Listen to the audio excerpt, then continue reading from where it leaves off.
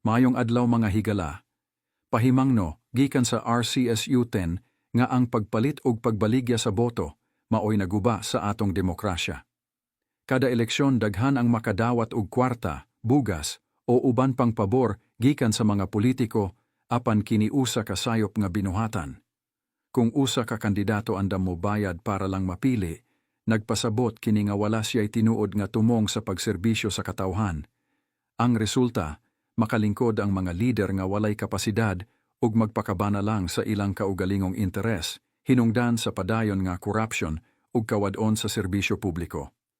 Sumala sa Omnibus Election Code sa Pilipinas, iligal ang vote buying ug vote selling. Ang Artikulo 261 sa maong balaod naghisgot nga bisan kinsa nga mosuway pagpalit o pagbaligya sa boto, mahimong makasohan ug mahimong mahatagan ug silot nga pagkabilanggo sulod sa usa ka tuig hangtod 6 ka tuig, pagkapriso sa mga political rights, sama sa pagboto ug pagdagan sa eleksyon, ug dili na mahimong makapahigayon ug bisan unsang posisyon sa publiko.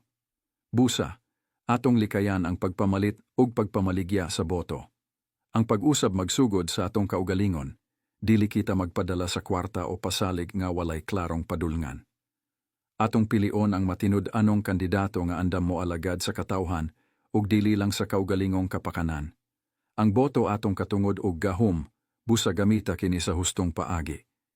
Ayaw ibaligya ang imong kaugmaon, kay ang tinuod nga kausaban dili mapalit,